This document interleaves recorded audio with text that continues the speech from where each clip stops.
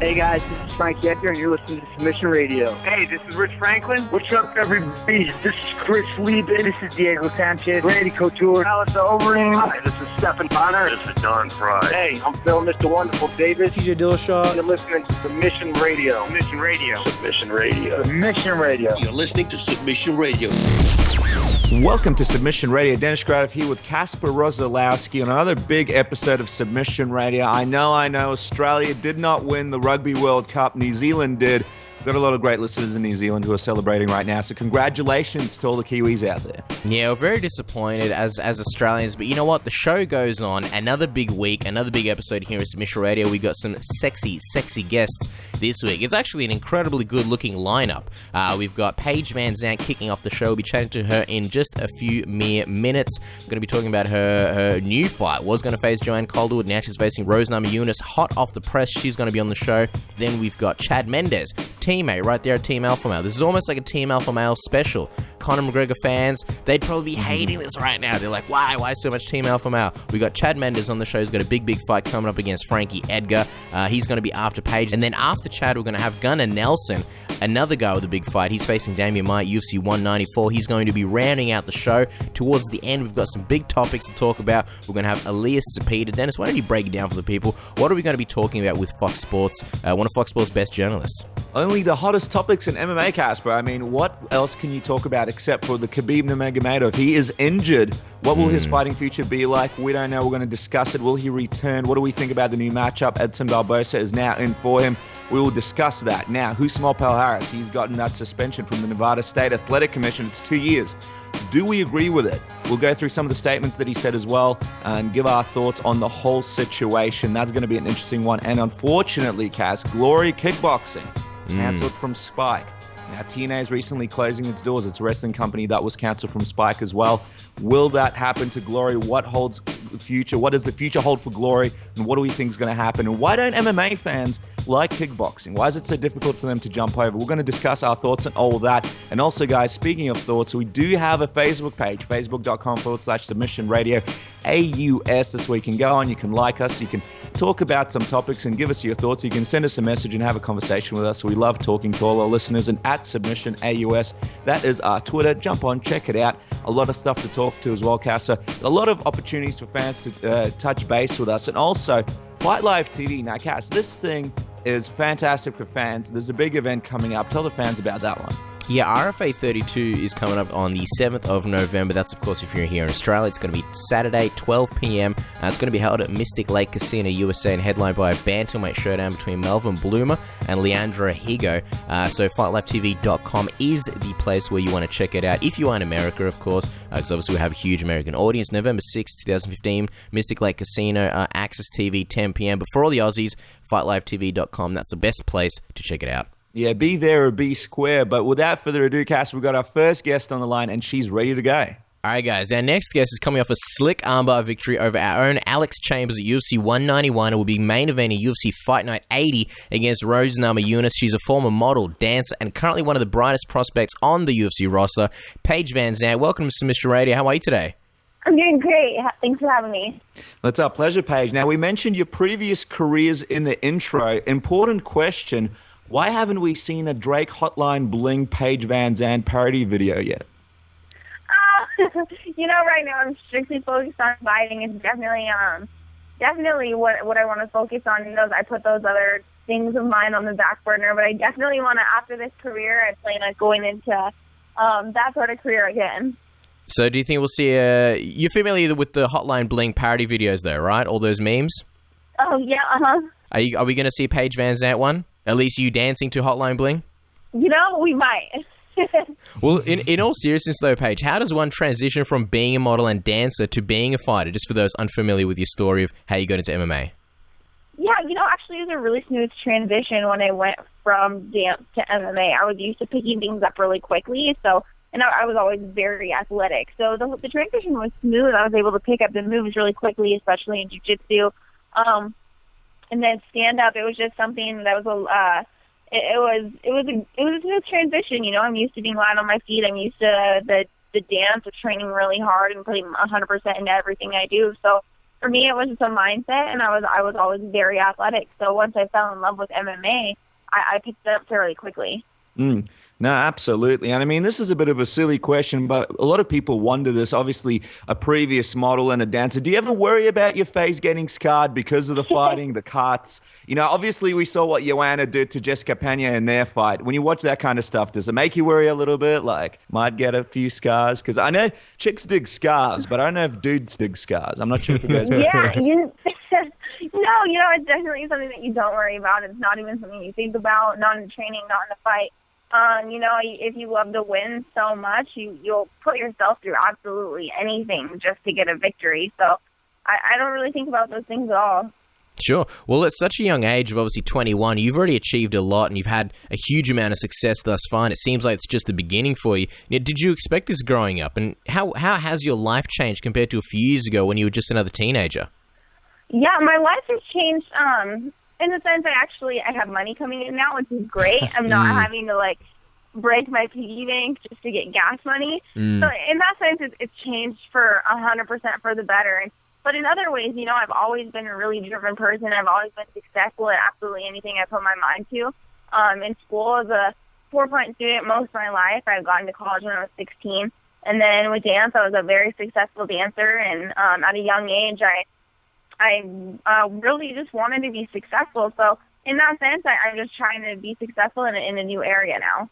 Is it weird having money now? Because obviously me and Casper, we've gone through the whole student life thing as well, where you're sort of borrowing money to get gas money, you borrow money to go out to dinner. And then when you get a bit of money, it's a completely different world. All these opportunities open up, all these possibilities open up. Now, this has happened very quickly to you. Is it weird being able to, go places, buy lunch without having to worry about borrowing it off your mum or something like that? Yeah, it's great, and that's one of my biggest problems is just the food. I can actually go out to eat now. It's terrible because I'll go out to Thai food or I'll go out to, there's this great restaurant here named Crepeville, and out there almost every day. So that's definitely something I have to look out for. I mean, all healthy stuff, but I definitely need to be better now that I have a little bit of money coming in to still eat at home. I know. I think I speak for myself, and I probably speak for Dennis as well. I think 90% of our money literally goes on food and takeout. We're like, where's the money going? And it's literally just food. You are very much one of the UFC's it girls at the moment, and you're on your way to becoming a big star, especially at such a young age. Another person who's in the same boat as you is Sage Northcutt. You met him at UFC 192. Just curious, what was that like? What were your impressions of the guy? It was great. It was great to meet him. I met him right after he stepped off the scale to weigh in. Super nice, very well-spoken. I think he's got a very, very bright future, and that's going to be exciting to watch his uprising as well. We're both young. We're a new generation and a new breed. It's awesome to see another young person like myself being very successful in this sport. Oh, for sure. And now you guys got the nickname for this card, Paige and Sage. I just want to get your thoughts on the marketing behind that. And also, what do you think of all these comparisons? Are both of you good-looking? You both have that, all-American look. A lot of people are saying this is almost like Ken and Barbie. Yeah, I'm happy about the comparison. It's not anything negative. We both are, we're both young, and that's just the way it is. We're young in a sport that is something it's an honor to be a part of, especially being the UFC at this age. It's a huge accomplishment. So, it's all great comparisons, and I'm excited that, we get to fight on the same card together. I think it's a great thing, and we'll be able to show off that these young kids we're coming in to make a statement. Oh, well, we're excited about UFC Fight Night 80. Here's the thing. Much like yourself when you entered the UFC, Sage already has his detractors and people that don't really think it's fair for him to get so much attention right off the bat. Was it tough for you when you were targeted by others for your early success and, having things like an exclusive Reebok contract so early in your career?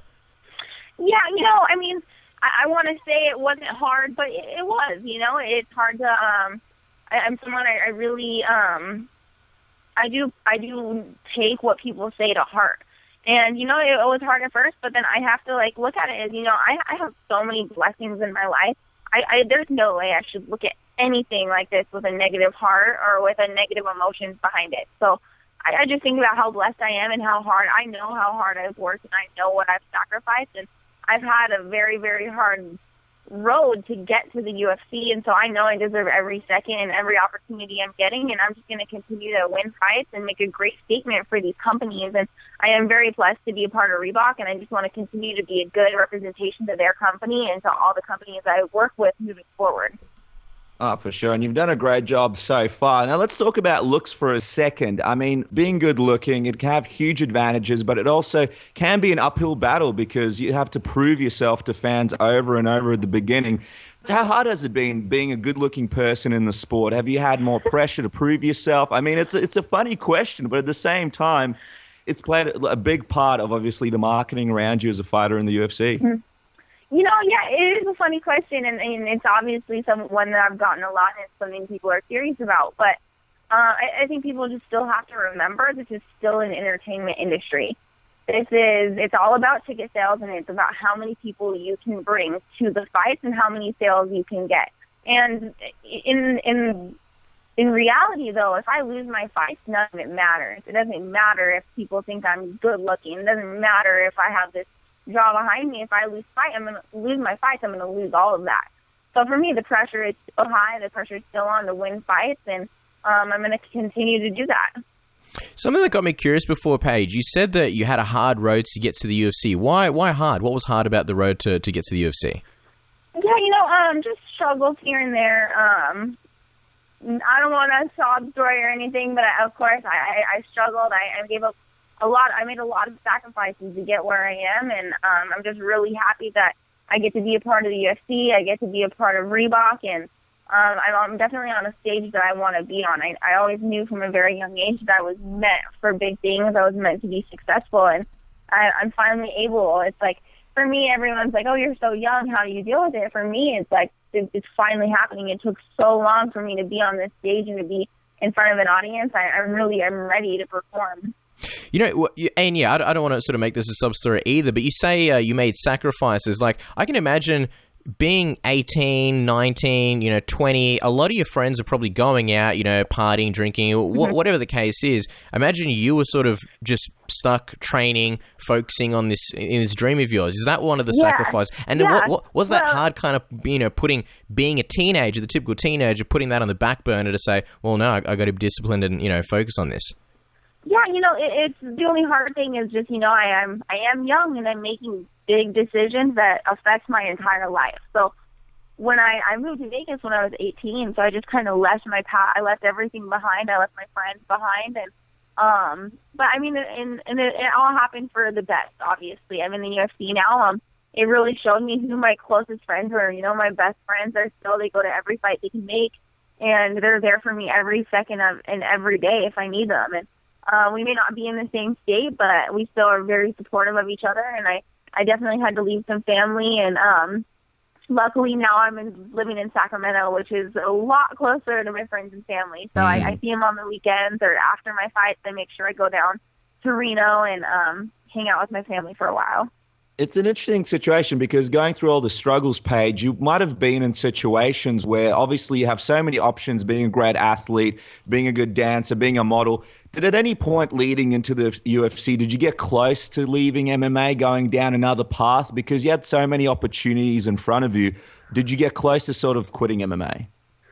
I never thought about quitting MMA. I mean, obviously, there's those times when you're cutting weight and you ask yourself why you're doing this, but then it's just the reward is so worth it. And I've always known I was meant for big things. I knew from a very young age I was meant to be successful and I was meant to make a difference in the world.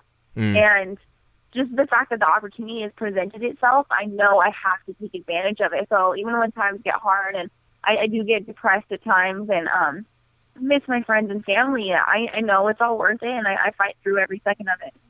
Well, let's talk about this recent opponent switch. You were scheduled to face Joanne Calderwood originally. Now you're facing Rousimar Palhares. How did you find out about the news? Did you get a call from the UFC, or did you sort of find out on the internet like the rest of us? And what was your reaction? No, actually, I did find out. It was really quick, the opponent switch. I got a call from my manager. They were like, "Hey, Joanne's out. She's hurt. I just want to let you know I'm talking to the UFC about who your next opponent is." They text, and then a few minutes later, they call back, and they're like, "All right, just got off the phone with Dana. What about Rose?" I was like, "All right, perfect." let's make it happen. And then so it just happened in a minute, in a matter of a minute, where it was just like, this person's out, let me call Dana. Dana talks to my manager, and then the Rose is in. Well, it's crazy how that all happens now. Joanne was ranked number 8, while Rose is ranked number 3. Would you say that Rose is a tougher test than Joanne? You know, I think that Joanne and Rose bring different things to the table. Obviously, we do know Rose beat Joanne on The Ultimate Fighter. I think they both have their things that make them good fighters. I will say I think Rose has a more extensive skill set as far as stand-up on the ground. She has a more extensive skill set. So I'm definitely preparing for that.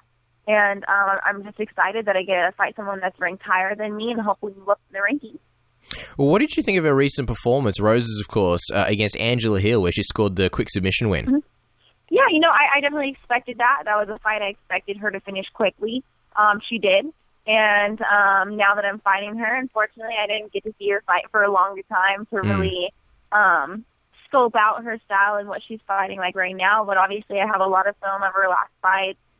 Me and her were, it was talked about us fighting when we both fought for Invicta. So now we just get to do it for a bigger platform. Well, before Joanne got injured, Angela actually spoke to Ariel Helwani and claimed that she expected the fight between you and Joanne to be lackluster and that you and Joanne will essentially run at each other, fall down, roll around, and then somebody's going to win. Just wondering, did you hear about this and what did you make of that?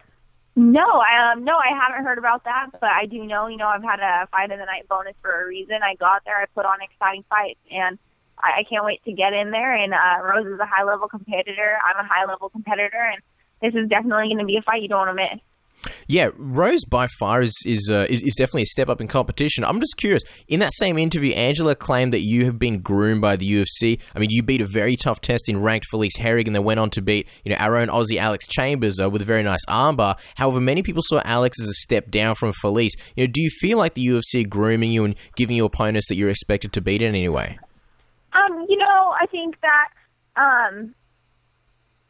anyone that knows anything about the strawweight division knows there's only 30 athletes.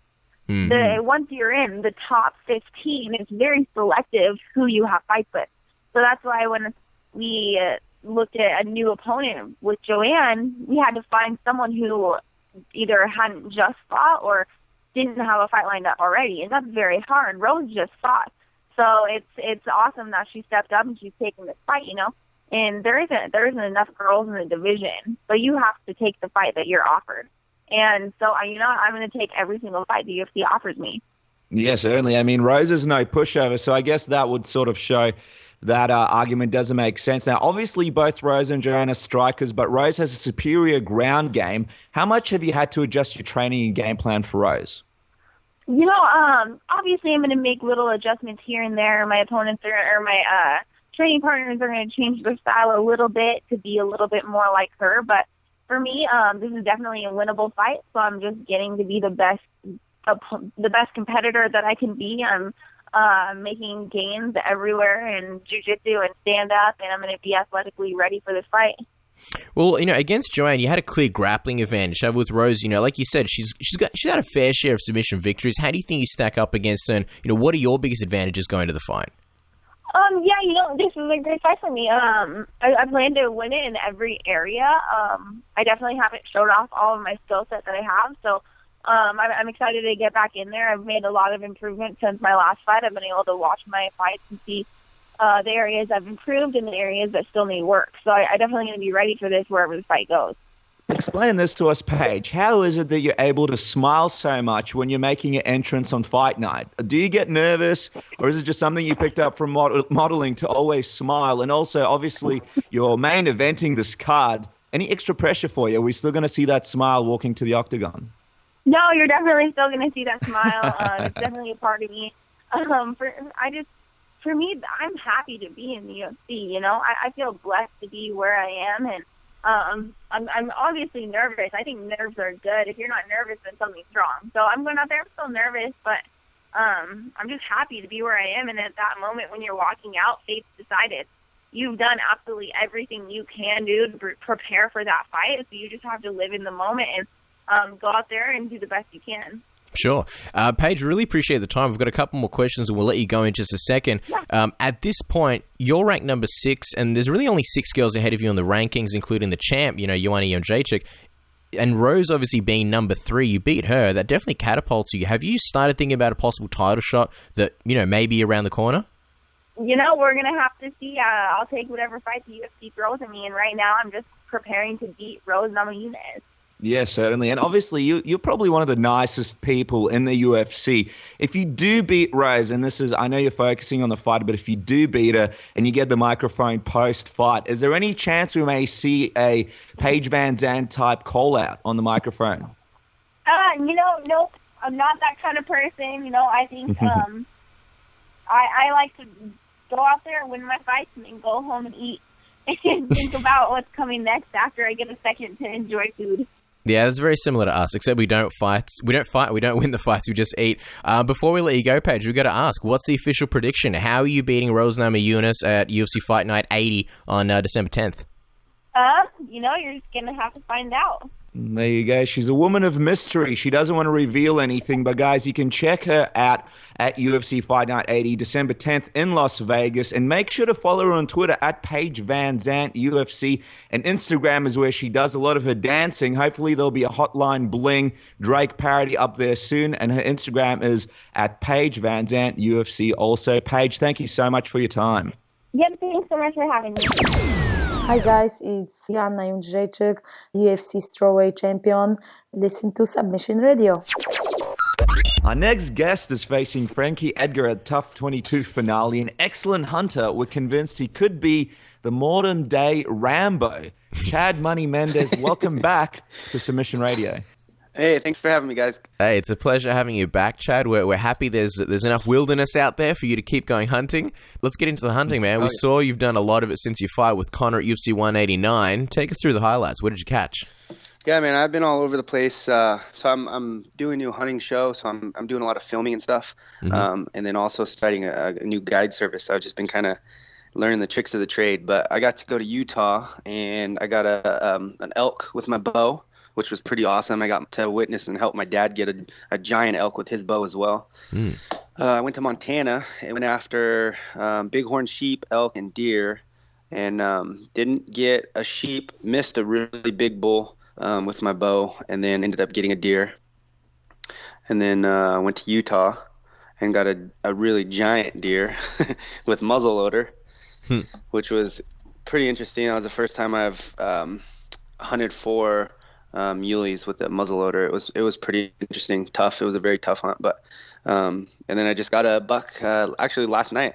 I trained all day, and then my buddy lives about an hour away from me, and I had all my stuff in my truck. So after my last workout, I just jammed up to the mountains and met him, and ended up shooting a buck with my bow at like 20 yards. It was pretty awesome. Wow, that's amazing. I mean, hunting is an art form. Me and Casper, we don't really hunt unless you talking about going down to Coles in the middle of the night and getting some tasty snacks from the register. What do you enjoy most about hunting? What is it? Because from what we know, it's got a few factors. You get out in the wilderness, you get to chill out with your friends, you sort of get away from all the media, all the computers and stuff like that. There's a lot of relaxing involved, and also obviously the skill of being able to shoot things. There's a lot of great things about hunting. What do you enjoy most about it? Honestly, man, my favorite thing about hunting is the meat. I mean, I wish I could show you guys right now. I have a chest freezer in my garage. It's probably about, 6 feet long, full of all kinds of different types of meat. I have, wild turkey, wild pig, red stag from New Zealand that I went to in April, fallow deer from New Zealand. I got, deer from different parts of the world, different species of deer, elk, antelope. And so that's my favorite thing. I'm a huge cook. I think cutting weight my entire life has driven me to be really interested in food. And so I love watching, my dad and stuff growing up, just watching him in the kitchen, like kind of learning all the tricks of the trade and seeing how he does everything. But being able to cook and like make all kinds of different dishes with wild game meats is like a huge passion of mine. So I love being able to just kind of try new things, and just and learn what the different tastes of the different games from all over the world are like. But that's probably my favorite thing. And then second probably is, like you said, just being able to get away with great friends and family, and just be in the wilderness and just kind of get away from everything. It's something that's just so hard to describe when it's, you're up on top of a mountain, the sun's coming up over the pine trees, and it's, super cool. You can see your breath coming out of your mouth. You hear like a giant elk bugle in the distance, and you locate, put a game plan after, and it basically almost becomes a competition between you and the animal. You're in his territory, you're in his backyard, and you're basically trying to outwit him with a stick and a string, and flinging some arrows at him. And it's tough, and it's a challenge, and I love it. And for me, I love eating the food that I've harvested, going out and knowing that this thing's lived in the wild, a great life, and it's eating clean its entire life, not being pumped full of hormones and all kinds of crazy stuff that in the industry that gets ran through those things, and knowing that it's been free. And for me to be able to beat that animal in its own territory and harvest that animal and have it and process it and be able to feed myself, my family, and all my friends. I mean, all these guys at Team Alpha Male, I'm always hooking them up with wild game meat and stuff, which is super lean and healthy, and so it's just an awesome feeling knowing that you can provide and sustain if all hell breaks loose in the world. Yeah, if anybody needs a meat guy, Chad Mendes is your man. I feel like everyone should trade up. I'm going to stop hunting in GTA 5, and I might do some hunting in real life.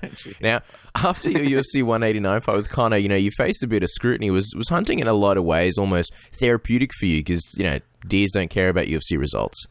Yeah, I mean, I was going to do it anyways, but whether I won that fight or lost that fight, I had all those trips planned anyway. So, yeah, I mean, it's definitely therapeutic just to kind of shut off from, like you said, all the media and all the craziness of going in and out of the gym multiple times a day and just, killing yourself and getting punched and kicked in the face. And, it's just a way to kind of disconnect from all that, which I think is great with any type of business, with any type of sport, with, anything that really drains you mentally, physically. It's always great to have some kind of, release from that. And for me, hunting is that.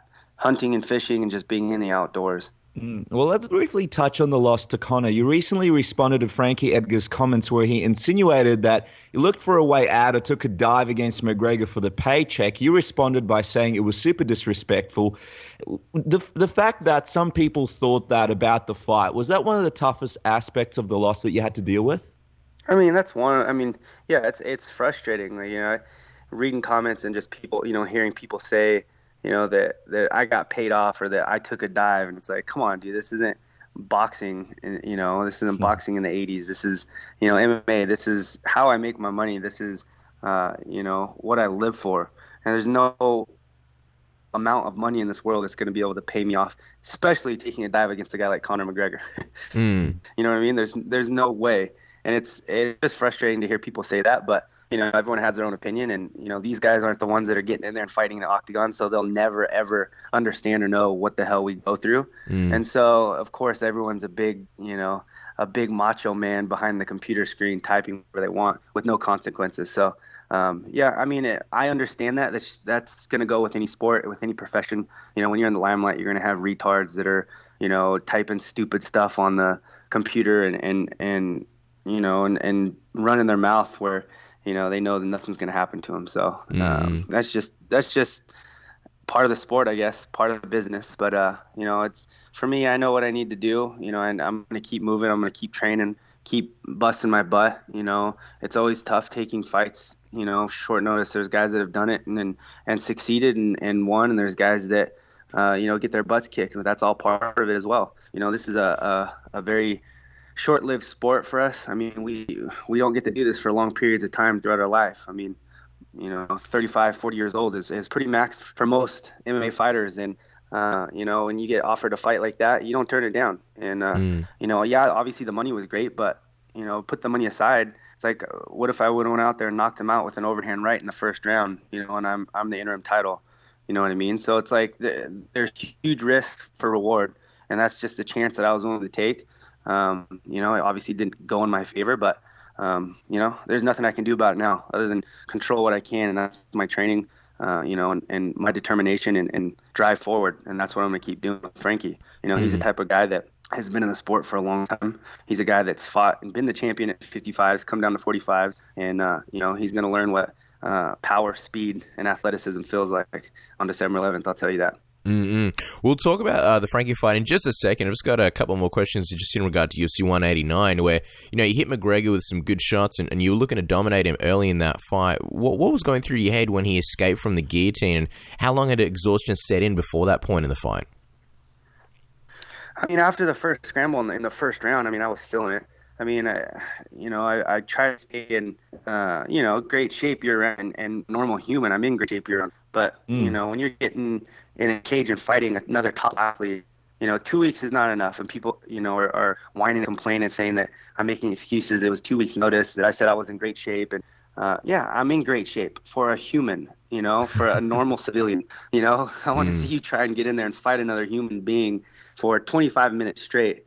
It's not going to happen. So, it is what it is. Like I said, that was the learning experience. I don't regret anything. I would do that 110% of the time, every time.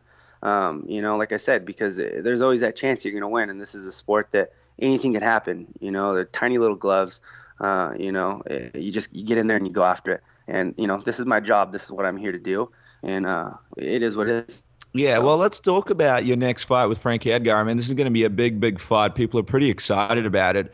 And along with yourself, Frankie is one of the best wrestlers in the division. Let me ask you, Chad, does the wrestling cancel itself out in this fight, or are you looking to take him down and give him a taste of your wrestling skills? I don't think the wrestling is going to cancel out at all. I mean, I feel like my wrestling's better than his. He's a great MMA wrestler. He's good at timing. But, I feel like, obviously he just fought Uriah Faber. I train with Uriah every single day. And so I have insight. Like I know what, he's going to be feeling like in certain positions. I've been training a lot with Uriah on Frankie and filling this out. We've sat down with coaches and game planned, and we're going over stuff, setting all that stuff up. So I feel very confident. I feel like my wrestling, obviously I'm going to be looking to mix it up everywhere with this fight. I mean, a guy like him is what you have to do. You have to mix it up all over. If you're sticking with one little thing, he's going to end up picking you apart or switching stuff up on you. So, no, I don't think the wrestling is going to cancel itself out. Well, other than the wrestling, you're known for your knockout power, while Frankie, he's kind of known more for his volume, and his fights tend to go often to the distance. Do you think that your knockout power will be a big factor in the fight? And how do you think you guys stack up in terms of striking? Yeah, I mean, I think my power is a big difference between us. He has a lot more output, he uses more volume punches, but there's a lot of mistakes that I see that he makes when he's in there throwing punches. So, I think someone like me who's fast, explosive, powerful can be a big danger for someone like him that's, coming in a lot and loves to be in the pocket. You get hit with big punches. We've obviously seen him take some big punches and keep going, but we'll see if he can handle my power that night. So we'll find out very soon. Yeah, it's interesting because there's a lot of naysayers out there who, question your conditioning and say Frankie Edgar's conditioning is obviously one of his strong suits. Do you think your conditioning at all will be an issue for you in this fight, especially around the 4th and 5th rounds where Frankie Edgar does seem to go to work on people? The only people that are questioning my conditioning are Conor McGregor nut hangers, and that's just because he said that. And do you look at my fight with Aldo? I fought Aldo, who's one of the best pound-for-pound fighters in the world. Went 5 rounds with him and pushed the pace the entire time. When I'm properly prepared, my cardio is never an issue. It never has been. There's been one other fight with Lentz where I was sick and fought through it and still beat that guy, who, in my opinion, would destroy Conor. So, you're always going to get those people that are talking shit. I don't think my cardio is an issue. It never has been. I took that fight on short notice, and that's why that was an issue in that fight. But, I train a proper fight. I kill Conor, and I don't think my conditioning is going to be a problem in this fight. Well, yeah, I mean, tying into the whole Conor and title shot, a win over Frankie Edgar, what does that do for you in the division? Given that, Frankie has long been considered overdue for a title shot, does the win over him earn you a rematch against the winner of Jose and Conor? Yeah, I mean, honestly, in my opinion, I feel like Frankie's getting screwed here. I mean, this is, a guy that's been winning. He, in my opinion, deserves the title shot next. But, it is what it is, and he took the fight with me. So, it's not my problem. But, yeah, I mean, this is a bad matchup for Frankie. I feel like this is, kind of a stupid move on his part if he's trying to get after that title shot. But, this is a fight that I win. It's huge for my legacy. I mean, Frankie's been in the sport for so long. He's beaten some of the best. He's been the champion at 55s, And so for me, I think this is the type of opponent that when I beat, I get put right into that category. This is going to be huge for my career. And just to sort of clarify, Chad, when you say that Frankie Edgar, in your opinion, is getting screwed, could you just explain that? Like, as in, you think he should have sort of sat out and waited for the next title shot, or you think he already should have, been in the title picture? What exactly do you mean by that? Yeah, I mean, I think he should have obviously fought for the title maybe 1 or 2 fights ago. But, I just fought Conor for the interim. I fought Jose twice now, and Frankie hasn't, lost since then. And I don't know. I'm just saying, in my opinion, I feel like he should have been next in line for the title or been already have fought for the title. But, I mean, I don't know if that's his management or him, but, that's just my opinion. Yeah, well, let me ask you this, Chad. Are you ready for some fan questions? Because we've got a couple of fan questions the fans have sent in. We've chosen a couple. So before we wrap up, we're going to ask you a couple. Are you ready? Okay. Yep. Okay, so the first one comes from username Sticks. He goes, Chad, I'm a big fan. Well, that's pretty nice, Sticks. Thanks for saying that. Now, just wondering, how has the gym been without having TJ Dillashaw there? Do you miss having him around? And would you guys accept him back if he decided to return? Yeah, of course we miss him, man. I mean, I know I do. I'm good buddies with TJ. He's, a guy that is also into the outdoors, and we hunt and do stuff like that outside of the gym. But, as far as training and everything goes, I mean, nothing really has skipped a beat. I mean, everyone's still getting after it. We have guys that are, we have a big group of guys right now and girls training for fights all around December and January. So we're all in there pushing each other and killing each other right now. But, yeah, I don't know. I mean, it's not my decision to let TJ back in if he ever wanted to. I mean, that's ultimately between him and Faber. But, yeah, man, we definitely miss the guy. Yeah, nothing a White House petition couldn't fix ever. Get those 100,000 signatures. Next fan question. Right. Next fan question's from Jam on Toast. Jam on Toast. Maybe he's Jamaican. I don't know. His question is: if you had a rematch with McGregor after you beat Edgar, how would it play out now with a full training camp? I mean, you guys got to see what happened in the first 2 rounds. I mean, I took him down and was able to land shots at will. I mean, big elbows, big punches. The guy doesn't have much off his back, and me in shape, I'm able to bounce around on the feet, stay light on my feet, and take him down whenever I want. I feel like I could beat that guy, just with the cardio alone with my wrestling. Well, yeah, it would be a great fight if it came to fruition. Now, Chad, before we let you go, we're going to do the Submission Radio Tap Out round. A couple of fun questions, and you answer with the first thing that comes to mind. So we're going to kick it off with this one.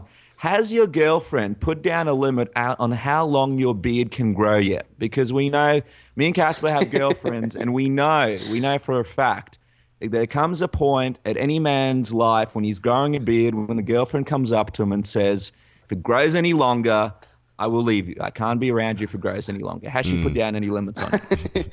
I haven't gotten that yet, but I personally don't want it super long anyways. Just the length that it's at now when I'm grappling, I get it yanked and ripped, and that I don't know how those guys like Travis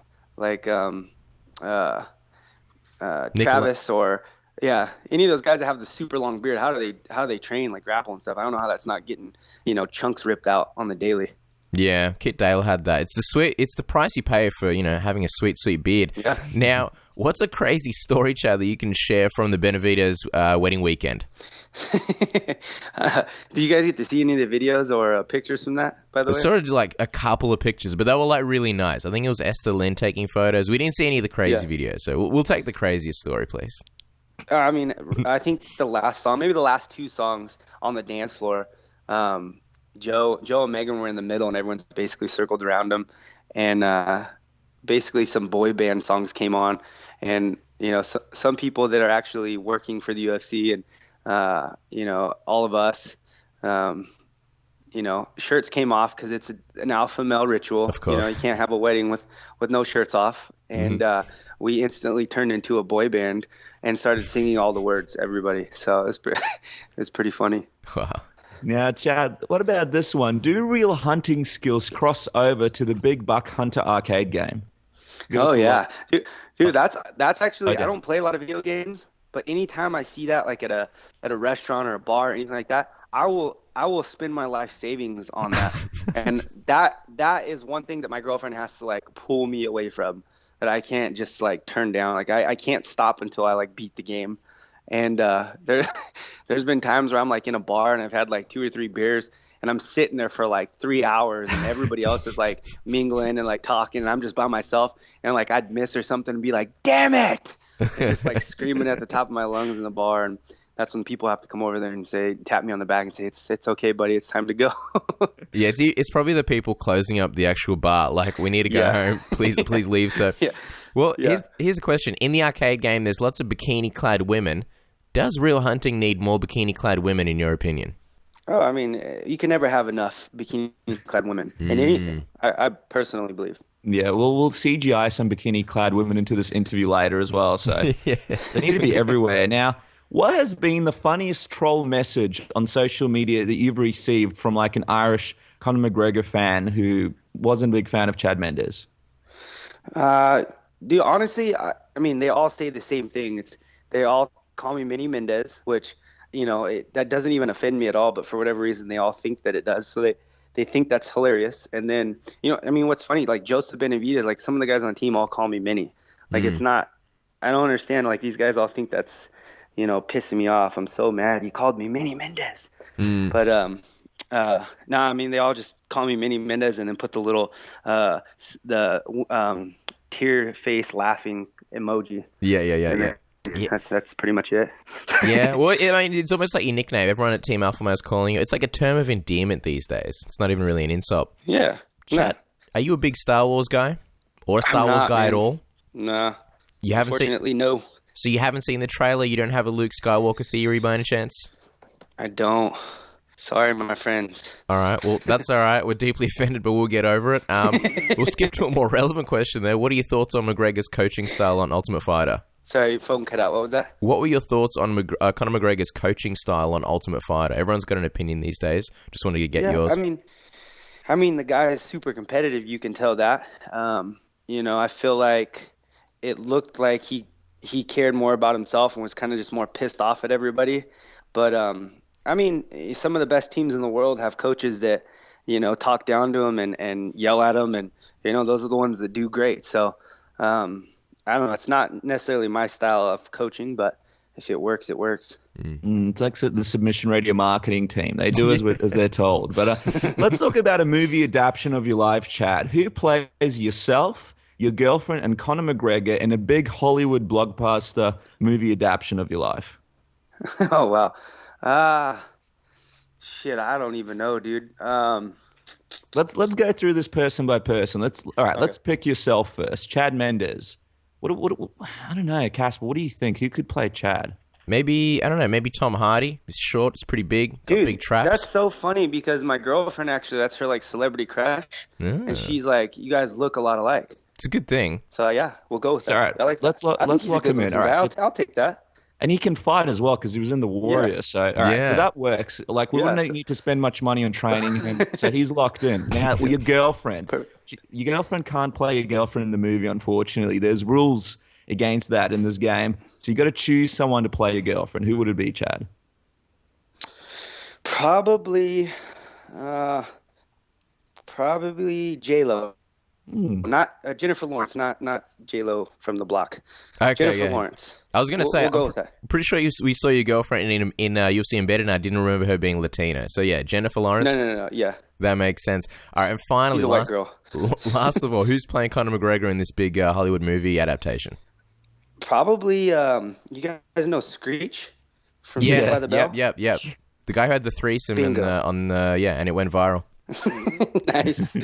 Yeah, I would have to say probably Screech. All right. I'll tell you what, I would pay good money to watch that movie. Tom Hardy, Jennifer Lawrence, and Screech, and the Chad Mendes adaptation of your life. I mean, how much better can it get? Now, Chad, before we let you go, finally, give us a prediction. Hey, being Frankie Edgar at the tough finale, what's your prediction? I mean, with everything going accordingly and in my favor, I'm seeing a big knockout, man. Big knockout coming up. All right, guys. Well, the knockout's happening December 12th at the Tough 22 finale. Chad Mendes takes on Frankie Edgar. It's, of course, going to be on the December 13th here in Australia because of the time difference. And don't forget to follow Chad Mendes on Twitter at Chad Mendes. And as always, thanks so much for coming back on the show, Chad. It's always a pleasure chatting to you. Awesome. Thank you guys so much. I'll talk to you soon, I'm sure. Hey, this is Alistair Overeem, and you are listening to Submission Radio. All right, guys. Our next guest will be taking on Damian Maia at the incredibly stacked UFC 194. He joins us live from one of MMA's biggest hotbeds, Dublin, Ireland. Gunnar Nelson, welcome back to Submission Radio. How are you? Very good, thank you. Thanks for having me. Now, Gunnar, before we get into it, we have to ask you about your experience at UFC Dublin last weekend, where your fellow teammate Aisling Daly had an amazing reception from the crowd and got a big win. Just wondering, how cool was that moment for the team, and what did you make of the whole event? It was one of the nicer walkouts I've ever seen, to be honest. Like, the crowd was absolutely crazy, and everybody was singing with the song, and there was some atmosphere in there, you know. And it's this card actually had its ups and downs for us, you know. We lost a couple of fights as well that we were looking to win, obviously, and we actually walked in on my friend Cahill, where he lost in the first round, and then Paddy Houlihan lost in the main event. I thought he was the better fighter, to be honest. I thought he did really well, but he got caught in the second round, if I remember right, and lost the fight. So it was a bit, it was a tough night. But then Aisling had a great win, and that lifted the atmosphere up, I thought. Let me ask you, Gunnar, because when Pendred was fighting, there was a shot of Conor McGregor just standing up for the majority of the fight. Did you get anyone sitting behind you asking Conor to sit down, please? No, I did not. He does what he wants. Someone's like down in front, and then they realize it's Conor. They're like, never mind, continue standing, sir.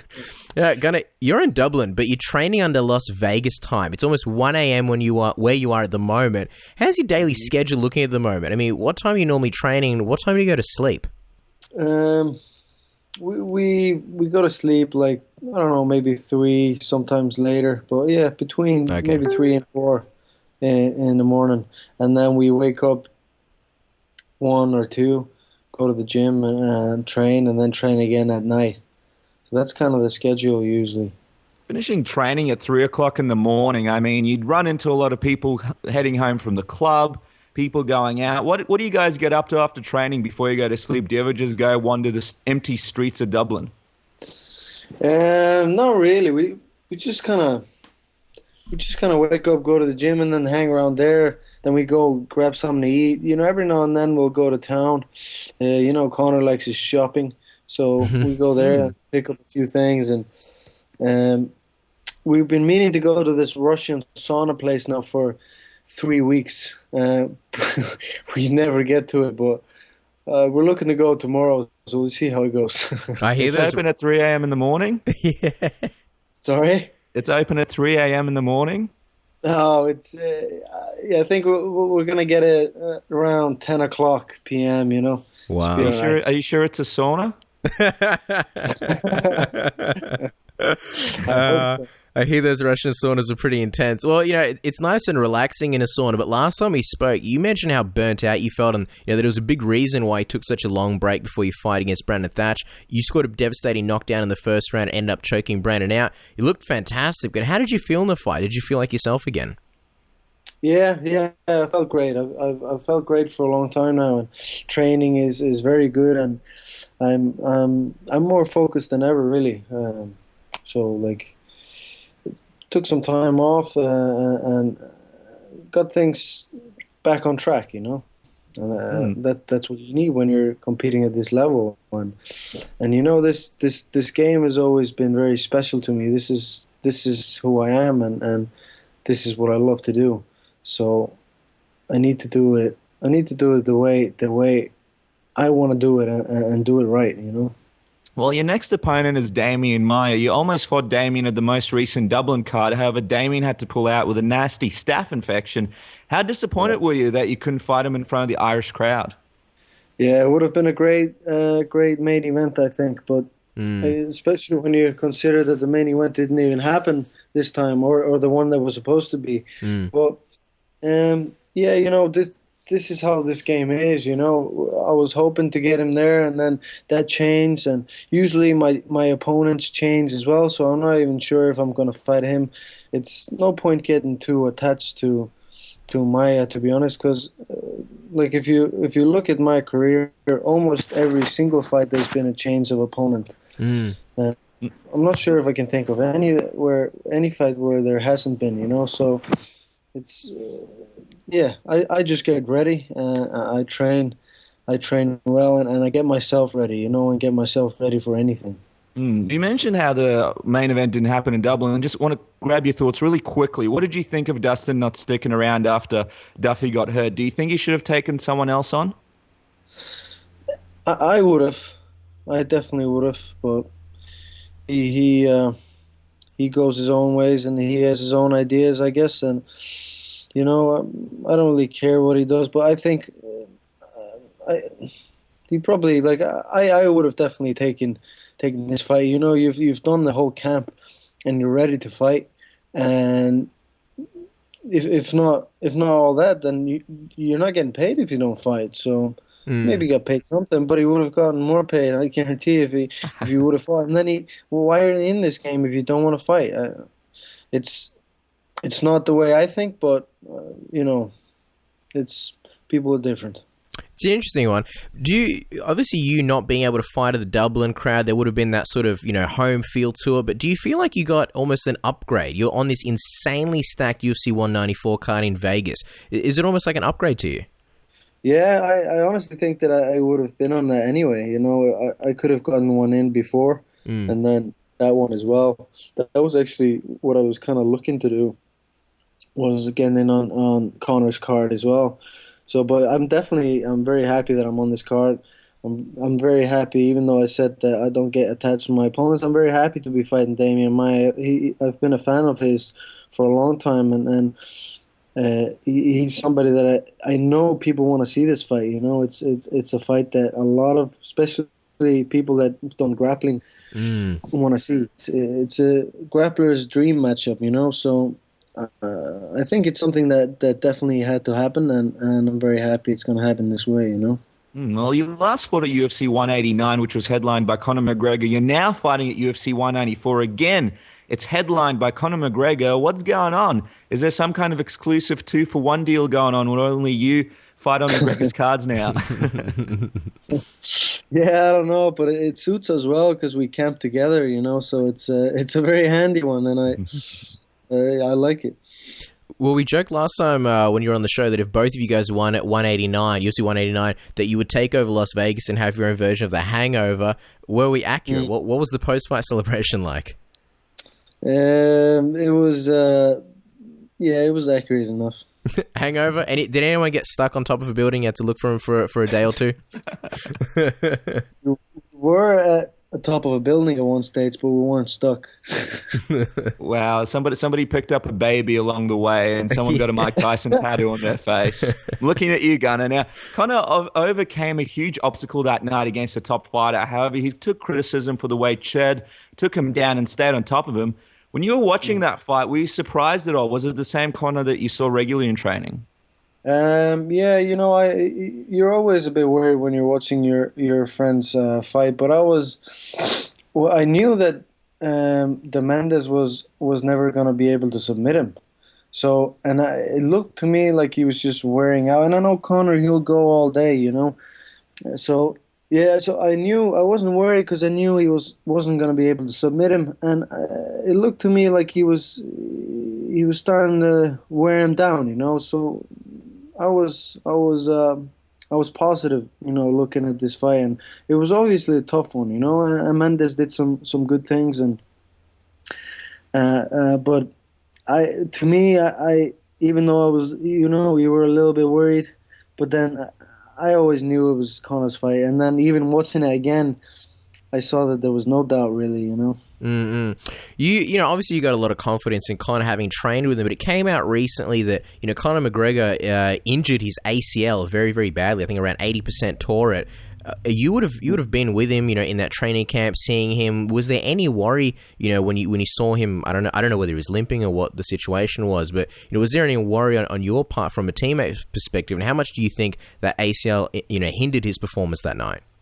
Well, fair play to him. He couldn't walk for a while, and then he could wrestle or grapple for a long time in the camp, and he basically just did rounds of boxing, and checked the kicks and all like that. But he showed up on one leg is basically what happened. He did the best he could. And he was injured, there's no doubt, that he was injured going into the fight, and he still performed, and that I think that's very respectful. Absolutely, especially if, with the way that he performed, it was really great. Now, you guys get along really, really well, and considering that you're almost polar opposites, he's loud and brash, and you're a lot more quiet, and don't really talk much, how do you guys get along so well? Yeah, we're just, I guess sometimes polar opposite just, can be good friends, and it can work really well, So, I like hanging out with him. I'm living with him right now in Dublin, and we always bounce off each other really well, especially in training and with ideas and stuff like that. But I find him to be very easy to be around, like day to day. It's just... I don't know. I don't find that with all people, to be honest. I'm actually particular with the people I like to be around, but I find it's very, in a way, peaceful to be around them. I feel almost like there's like a reality show in there. Something like an odd couple dynamic. You know what I mean? He's loud and brash. You're the sort of like strong, silent type. I'm just wondering, kind of talk to us about the matchup. Everybody knows Damian Maia's world-class skills on the ground. You're also an amazing grappler. However, you have that karate background. What do you think are your biggest advantages over Maia in this fight? I think my biggest advantage would definitely be speed. When it comes to the feet and the ground, I think Damian Maia is a very, very good grappler, and he's shown that he's very good in MMA as well, like his grappling. But I think still, when it comes to MMA, grappling it's a little bit different, and I'm sure he knows that. But my grappling skills developed for MMA. They didn't develop for jiu-jitsu competitions, even though I did them as well. But my grappling has always been for MMA. And I think that's a little bit different, and I believe that's something that I'll showcase on in December 12th. Well, many people say that obviously you've got a big advantage in the standing department. Are you saying that you will test yourself on the ground against Damian if the opportunity presents itself? Yeah, definitely. You know me. I'll take the fight anywhere. I'll just grab whatever is there and grab whatever opportunity presents itself. I like to. It's my style. I like to react. I like to see and what's the fighters I'm against, and react to certain situations that I find and see. So that's my style. So I couldn't really make up a strict game plan or anything like this. I have loads of ideas of things that might happen in my fights, and I train them, and I train situations that I believe are likely to happen in a fight in general. But when I get in there, I look and I react. I know, obviously, Damian Maia is heralded as, for his Brazilian Jiu-Jitsu, but obviously you've got your fair share of submissions, and you've obviously got your grappling medals. Do you think that, if it came down to it, you being an opportunistic guy, would you see, a scenario in your mind where you possibly see yourself submitting Damian Maia even? I know you're not a sort of, game plan kind of guy, but do you visualize that at all? Yeah, definitely. I do. And I could definitely see that happening. Now, going into this fight, Gunnar, is there anything new you've been working on with the team, or is it more fine-tuning your current skills? Well, I'm always working on something new. There's always something to add on, and some new movements. I really like working new movements and things like that. and we always do that. And you're always adding to your game that you already have. I read somewhere or heard like a long time ago that, and it fits in this case, that I don't really like to talk about my weaknesses. I like to work on them, and I think that makes a lot of sense. That there's some things that you're working on that if you're talking too much about it, it just takes from it, I think. And I don't know if that makes sense, but it makes sense to me that a lot of times when you talk about things, it takes from them, from the feeling that I have towards them, changes them to something that they're not. Or yeah, I get this feeling quite a bit. So there's some things that I just like to keep for myself. So, that they're just a feel. And there's a lot of things when it comes to this sport, when it comes to training, that I have a hard time of explaining or talking about, and it gets better as you get older, and I'm sure it's going to be better when I become a coach of my own, when I'm older. But right now, there's a lot of things that are just a feel, and that I like to keep in that way until it just changes into words, if that makes any sense. But there is a lot of things that, new movements and new things that I work on, new situations, new ideas of countering certain energies from your opponent, countering certain situations that your opponent puts on you, and stuff like that. I'm very excited to showcase. There's a lot of, like I said, I'm back on track. There's a lot of new things. I feel like I'm being almost reborn into the sport. You get that feeling every now and then when you train really hard and you're really into something. You feel like you get a big jump. You train and you train. You get a lot of them when you're starting. You feel like, oh, now I understand certain situations, and then it happens over and over and over again, and you become better, and your understanding becomes better. And as you've been doing something for longer, it takes longer time to get that little jump. But then you get it, and you know it's still there. There's still that improvement. There's still that feeling where you can just learn something so much better and get a feel for it. And that's really why I like this so much. I like just adding to my feel. Just becoming better at something by feel. That's really what I love about this sport, It's interesting for a guy who, you say you can't really put it into words, but you're actually almost like a wordsmith. I understand, I can understand, and a guy who is not a fighter, just a layman, I can understand, where you're coming from, and you sort of painted a very vivid picture. You mentioned sort of being reborn. Damian's currently ranked number 6 in the division, and, he's proven to be dominant 170. You've only really sort of had, one, or you've literally only had one loss, a win over him. Do you feel like that kickstarts the Gunnar Nelson comeback story and puts you square into the title hunt? Yeah, definitely. I'll be looking at the title very soon now, I think. That's my eyes are definitely going towards it, and I although you don't want to look past anything. I definitely won't look past Damian Maia or anyone that I'm facing. It's it is about the journey. If you start moving too fast, you won't see the things that are around you, and eventually you'll build up yourself with holes. I don't want to do that. I wanna enjoy this journey, and I wanna notice everything. I wanna build up a solid game. But I'm definitely looking at the belt, and I believe I will carry it next year. Now, Gunnar, before we let you go, we want to bring up a subject that's fairly close to you. You tweeted out, would like to see new rules about weight cutting, too many trips to the hospital lately caused by heavy weight cuts.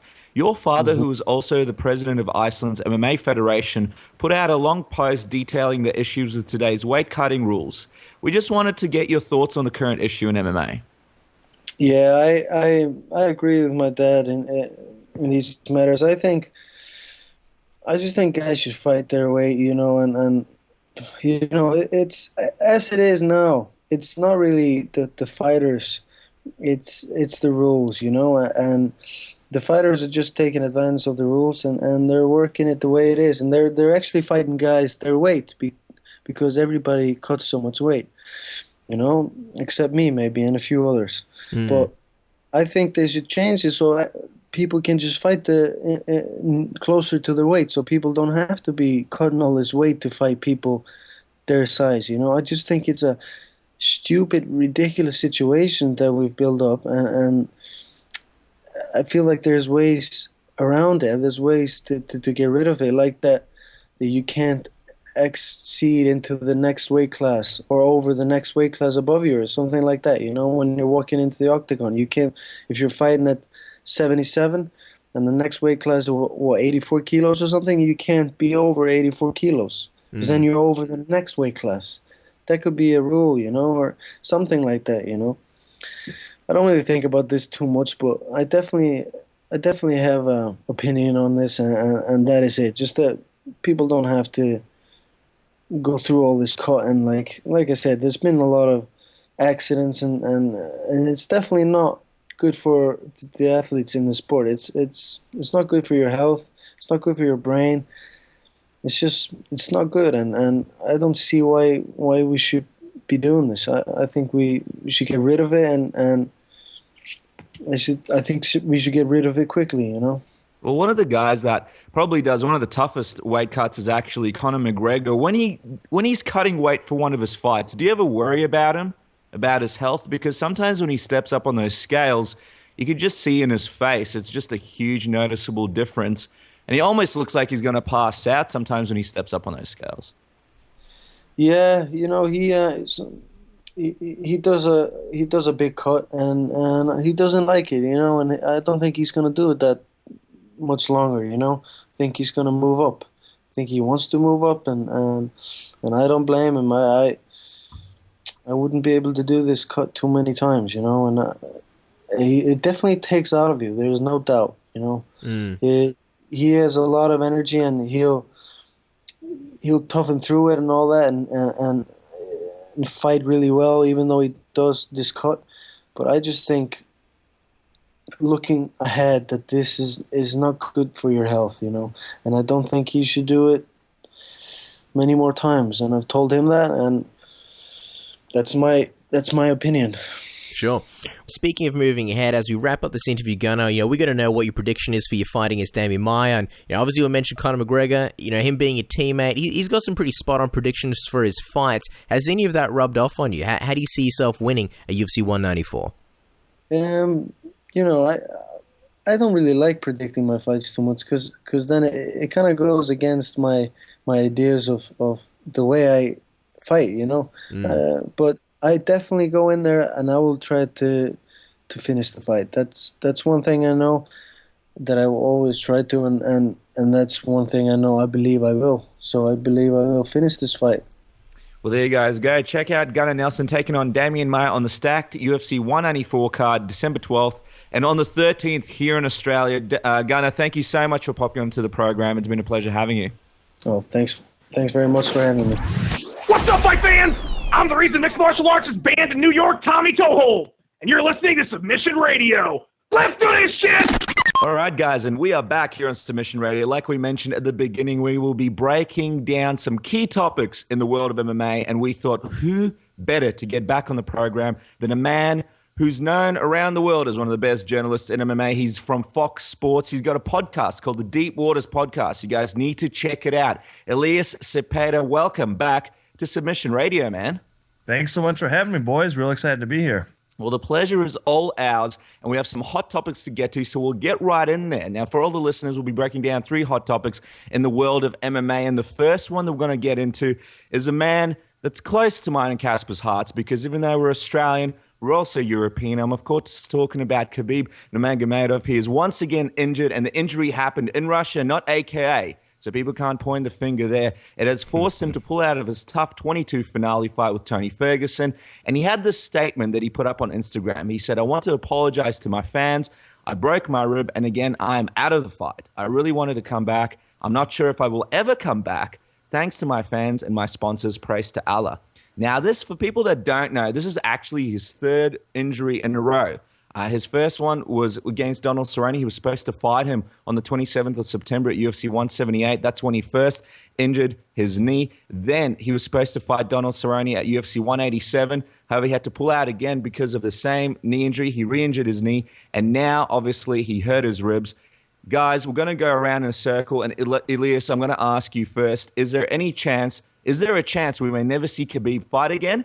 And do you think he can return to be on the top of the division like he was before these injuries started happening? Yeah, it's a rough situation. I feel this guy's pain, and having no particular insight into his camp and his health specifically, it's impossible for me to say. But I'll tell you, with the knee injuries he had alone, it's possible that you can never be back or never be the same. Now, rib injuries on top of that, I don't know the exact details of the rib injuries, but those are a bitch, and they always linger. I had a rib busted in a boxing match, and like every year and a half, it like something happens. If it doesn't quite snap again, the cartilage around it tears, and you're out for another 4 to 6 weeks. Like that stuff is nagging, and you never know when it's going to flare up. And most of the time, you're fighting through it. Especially these guys. I'm just a shitty amateur. These guys, he's probably had a rib injury for a while and just hadn't gotten better. And I think it's possible that I'm sure he can come back. It's just the timing, and you have bad luck with nagging injuries and some major injuries, and you can be out from 2014 like this kid has. He's got to be dejected. I think he's probably that statement probably just has a lot of emotion in it, and hopefully he doesn't have any particular reason to believe that he'll never be back again. But it just probably feels to him like he'll never be back again. Yeah, that's an interesting one. So your theory is that this is kind of his first official thoughts, and do you think it'll stick? Do you think this whole "I'm not sure if I will ever come back"? Do you think it's going to stick with Khabib? I don't know for certain. I hope not. There's all sorts of things that could be going into that. It could be just a general exasperation and just being crushed. He could have some very specific concerns that we don't know about. Maybe he's getting close to not being able to stay training full time without getting a purse, and he might have to consider something else. I hope that's not the case, but I tell you, it's very likely. The guy's not a millionaire, and even if you were, you could only go so long without work. And so I'm hoping, that's just my hope. I'm hoping that it was his first gut reaction, and he's just so despondent that, that he let the world know that. I hope it doesn't stick. I hope his rib heals up in a couple months, and his knee's even stronger after that, and he has a good run after that. It's just so tough to go to the camps that these guys go through and stay healthy. If he just stayed in a bubble and just did a treadmill, he'd be fine and probably be a beast. But you want to sharpen that knife so you're ready for the best in the world. But you're walking a real dangerous line there, and you end up hurting yourself more often than not. Yeah, for sure. I think it's a huge shame, and you got to wonder, like, how will this guy make money if he does retire from MMA? It's not like he's been doing. Well, he's been doing it for a while, but most of the promotions he's been fighting for, he probably hasn't been getting paid the millions of dollars. So you got to wonder, what's he going to do? And it's interesting, Dennis, that you point out that this was an injury where he was training in Russia, not AKA. Those guys have been criticized very heavily in the past for their Stone Age training and going a bit too hard. But all I can say is, man, when you train with a bear you've never trained with, this is what happens. Egos get in the way. The bear wants to prove himself. You want to prove yourself, and this is just what happens. But anyway, I digress. From a fan standpoint, it is very disappointing, just because Khabib wasn't one of those mid-carder, low-carder, curtain jerker guys. He was a guy that many people thought could win the big one. I mean, he already beat the current champion, dominated him, in fact. And it's also disappointing because those fights with Donald Cerrone, there was a lot of build-up with a lot of trash talk between those guys. And just even stylistically, you had an elite striker versus elite grappler. And a lot of people thought Khabib would beat Donald Cerrone. And they were sort of questioning, has Donald Cerrone, made enough improvements to sort of win? And then you've got the Tony Ferguson fight, which was another exciting matchup, just because Tony Ferguson, even in the fights that he has been held down by a better grappler, those have still been exciting. So it's a shame that those fights never materialize, and it's also a shame that here's a possibility that we may not see how this whole Khabib story, it comes to fruition. It's almost like with Daniel Cormier, where, he was this fantastic grappler and you saw him rise through the ranks. It'd be almost like he retired prior to facing John Jones. Same with Khabib. A lot of people expect that this guy could very well beat be the current champ. It's almost like I think people expected him to be, let's see, when was UFC 178? 2014. People expected Khabib to be champion by 2015. So if all of a sudden he's not, and he does retire, from a fan's perspective, that's very disappointing. Yeah, well, I have a confession to give to you guys. I am a guy who played Australian football before. In this one game, a guy ran up and soccer kicked me in the head as I was trying to get up off the ground. So afterwards, I ran into the locker room and I ripped off my jersey, threw it on the ground, and I said, I'm not sure if I will ever come back. Stormed out of that place, jumped in the car. I think I might have yelled out some stuff as I was driving out, like YOLO. And then, a few months later, I came back. So I'm not sure, for people that are like, how does this have anything to do with Khabib? Well, I'm not sure if what he was feeling when he put up that Instagram statement, like you said, Elias, has any true statement behind it, or if it was really something that he was feeling at the time, like, man, I'm not sure if I'll ever come back from these injuries. But you guys bring up really good points. I mean, it is something the fans are really disappointed about. When I just think about it, I mean, it's just a feeling, the spider sense. To me, I think he'll come back and fight again. But will he be at the same level? I don't know. I don't know if he'll be able to do the same stuff and training. I don't know if he'll lose confidence and maybe do lighter camps to make sure he doesn't get injured. It'll be very, very interesting to find out. But you guys have touched on it, the training, the hard training that he does. Many people are wondering if MMA training can be less straining on the body to extend the careers of fighters. Now, Khabib has an extensive grappling career in Russia. This is what people need to realize. Casper mentioned it before. He has been fighting bears many, many times. So there are some injuries there that were already there before he started his MMA training. But what do you guys think? Is there a way to reduce injuries in training and still get the same results? Elias, we'll go with you first. You got an amateur career. Is there a way to do it, man? Yeah, there are things we've learned over the years. I started training in '99. There's definitely different ways of doing things. When you hear one of these guys or girls get injured, you never know exactly how it happened in the circumstances unless you were there in the room or you have it on good authority. So it's tough to give prescriptions out to different camps unless we know exactly what they're doing. And I don't think there's a ton of camps that are doing old Miletich style or old shoot-to-box style where they're in there knocking each other out every day, because that used to happen every day in those camps. People will get knocked out. I don't think there's a lot of them where that's happening, but there are camps like AKA. I've been told from fighters in the camp and that team that they still believe in the value of going hard at times in sparring. And guess what? There is a value in that. And some fighters and coaches think most of that juice from comes in early in a career, where you need to learn to be tough and learn to push through some spots that if you can't do that, you might as well not be a fighter. And once you're later and more advanced, hopefully in your career, you can get away with more speed and skill work and more drilling instead of a lot of smashing. That's definitely the direction to go in. I think a lot of camps have already gone in that direction. But like you all said, anyone who's anything in the sport of MMA was something long before they were in MMA. And with that comes a lot of ability, a lot of skill, a lot of technique, but also a lot of injuries and a lot of wear and tear in the body, even if you're young chronologically. So you're dealing with strong but fragile bodies to begin with. And definitely we can cut back on sparring. Some camps still spar a shit ton. But I see a lot of camps mostly doing timing sparring. We're trying to get your speed going, your timing going. I saw, for example, Rory McDonald and Cajun Johnson with no gloves, no pads, nothing, no headgear. They're so technical, so smooth that they were able to move very fast around and spar, but stop everything short. And I think a lot of camps are already doing that. There's no telling, especially with ribs and knees. That could happen from getting up. That could happen from twisting. Does it? If Khabib was going out with a concussion every week, I'd say, hey, obviously he's doing something real wrong and real hard.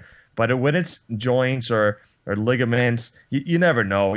That's just from torque sometimes, and there's not a whole lot you can do with that. Yeah, I think at the end of the day, look, given the MMA, it is a sport where you are literally trying to attack the other opponent. I won't use the word, hurt them, but you are trying to attack the opponent. There is obviously a high level of risk when it comes to injuries. I think, Elias, you covered it pretty well. I'm just going to go at it from a sort of different perspective. And that's kind of why I mentioned that from a fan's perspective, it is very disappointing. But look, in a time where people are learning that sometimes retiring earlier is better. I mean, you look at some of the legends of old, guys like Nogueira, guys like Ken Shamrock, even Faber, before he originally retired. There's a lot of people that were calling for those guys' retirement. You know, sometimes it seems like it falls on deaf ears and they stick around for too long. So at the end of the day, given how hard of a sport it is, if Khabib feels that he needs to retire, or if it is true and he really doesn't feel like he can come back, or maybe he feels like he can come back, but maybe he won't be the same. I mean, knees, this is something that plagues wrestlers all the time. We see Rashad Evans struggle through it. Chris Weidman had multiple knee injuries. You know, who knows if his takedowns would ever be as explosives. You mentioned the rib, Elias, how they often linger around. And Gene LaBelle told us, I think, just last week that you only get one investment in life, and that's your body.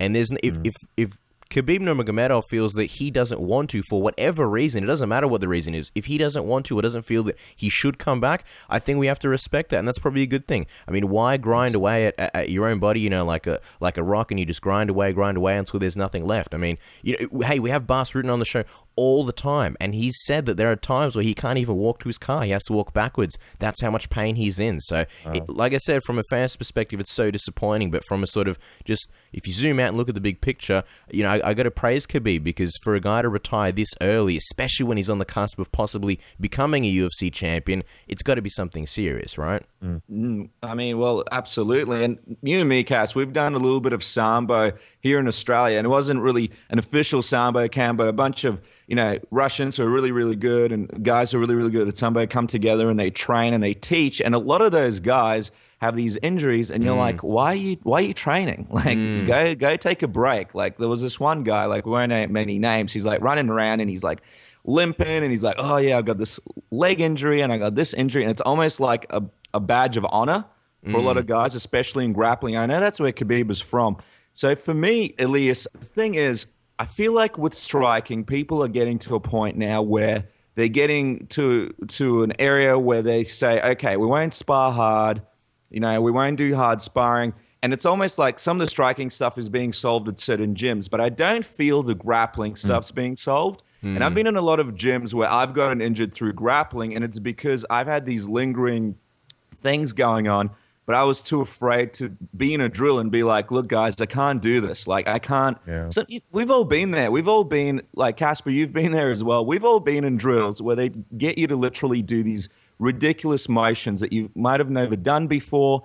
And you're like, man, I'm going to, like, break my neck doing this, and this is my first time doing it, but I'm not going to be the person that says, hey, I'm not going to do it, because then everybody's going to call you a pussy and be like, what's your problem? And there's a lot of that stuff going on in gyms, and Khabib's one of those guys that I believe he's been doing Sambo for a really long time, and he's done some unbelievable things. So he's going to be the last guy to be in a training session and say, hey, guys, I'm not going to be able to go on because my rib's hurting a little bit, or I'm not going to be able to go on because I think I might have tweaked my knee a little bit, because then everybody's going to look at him and be like, man, you're a pussy. I mean, you're a Russian champion. You're a badass mofo.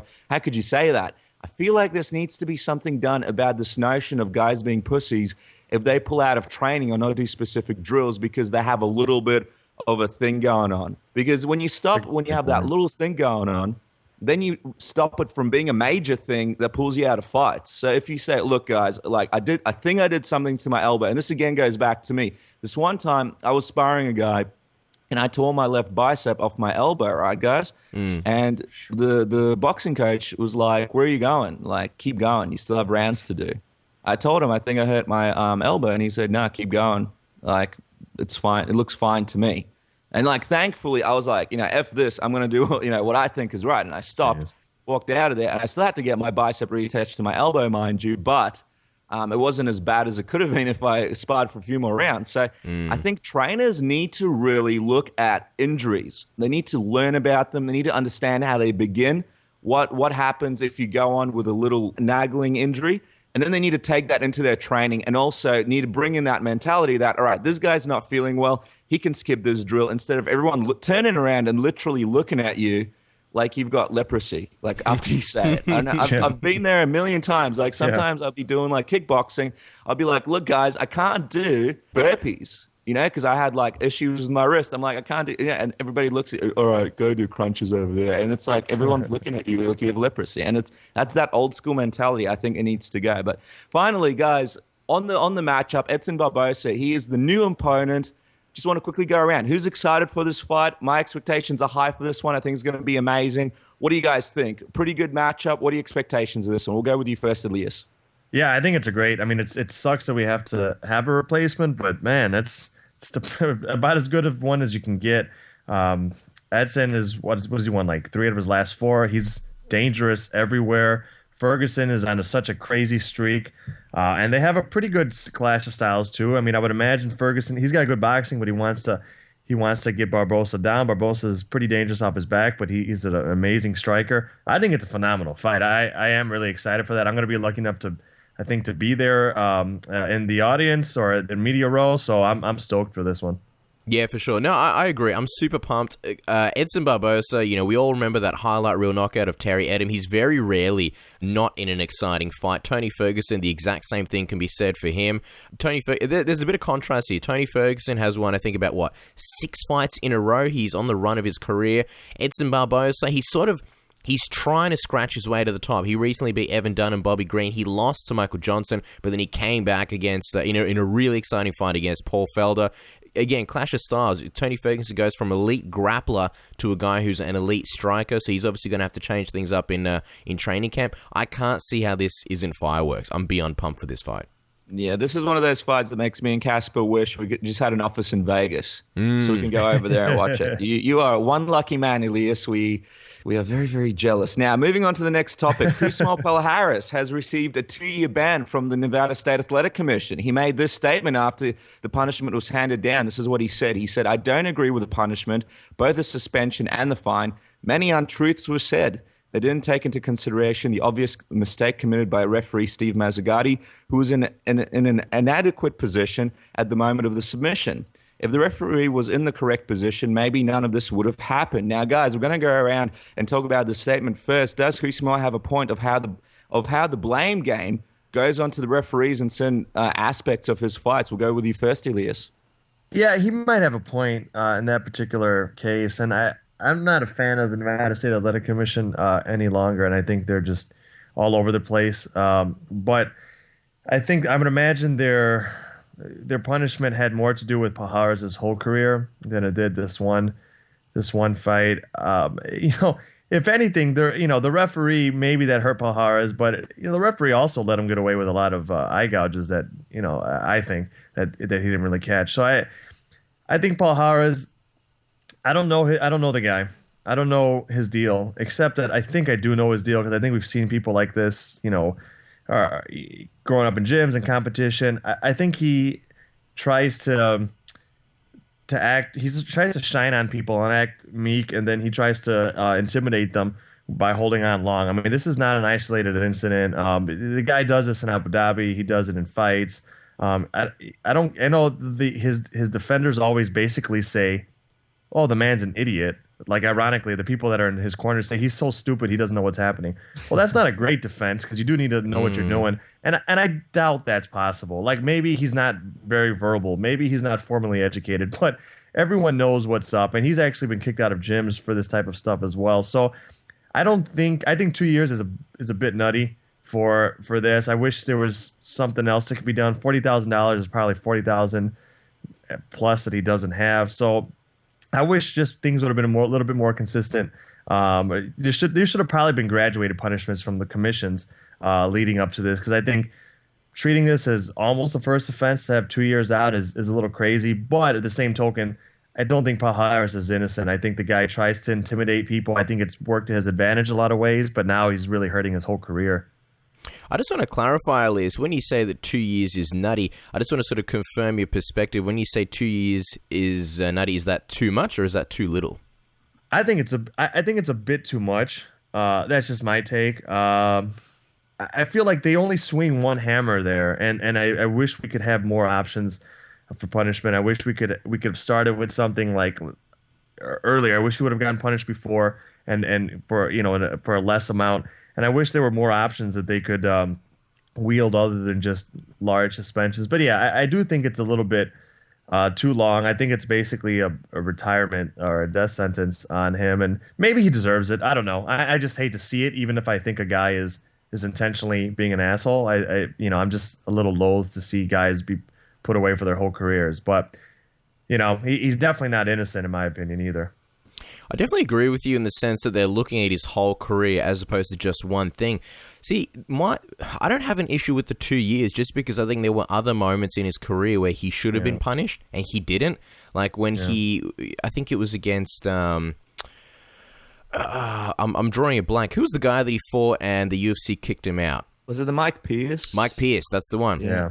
And I don't believe he got any kind of punishment. No, I believe the UFC... They just went from 0 to 60. Well, exactly, yeah. So the UFC kicked him out straight away, but because of that, he avoided any kind of issues with the State Athletic Commission. So I'm fine with a 2-year ban. I mean, John Fitch, when he was on the show, had a really good point, which was who would take a fight with him at this point. And I'm sure there are definitely guys that would, because, hey, MMA fighters need money, right? And everyone's trying to sort of get their way to the top. I think it's a huge shame because he is a very skilled fighter. We've seen that. Since he's gone down to 170, he's looked very, very different since he was in middleweight. His strength advantage has played a big role. And, submitting Jake Shields, that's a huge feat. It would have been fine had it not been for the eye gouging and holding it for extra long. But the actual submission of Jake Shields is a huge deal. So again, in a similar but completely different way, like Khabib, a fighter's career getting cut short, it's a shame. But you mentioned how people say, oh, he's an idiot, he's too stupid.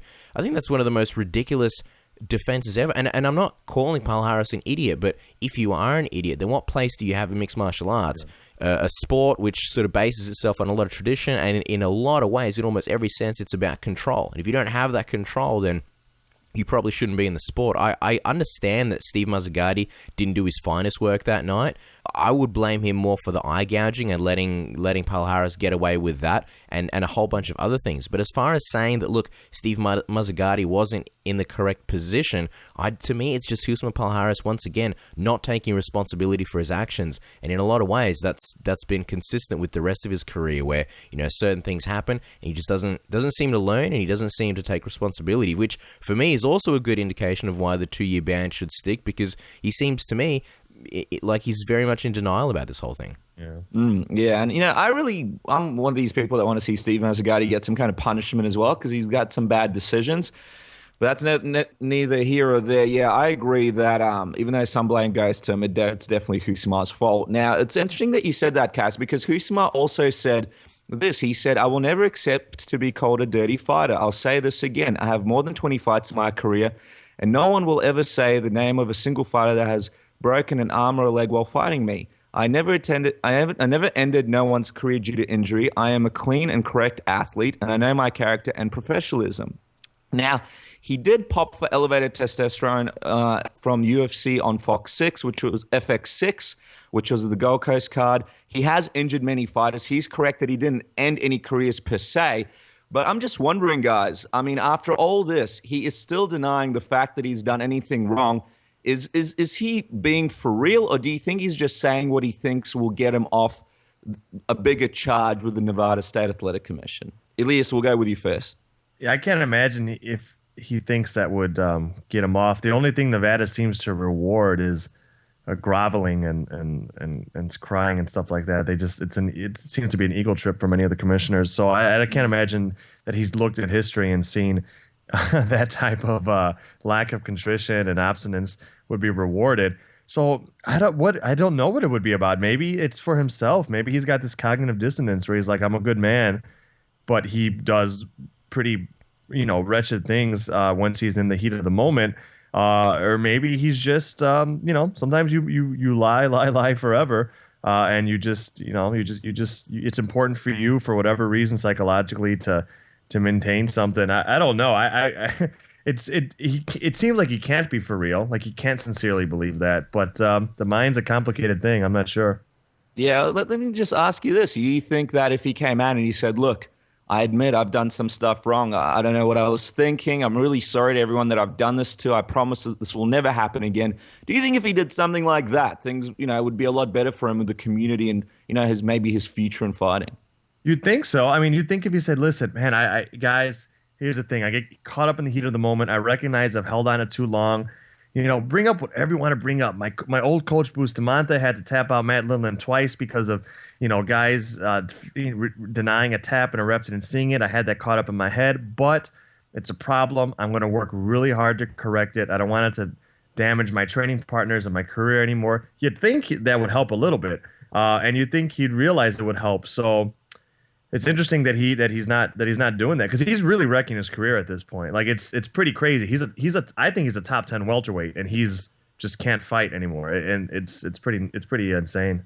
What do you think, Cass? I mean, it almost looks like he's trolling the community with this statement.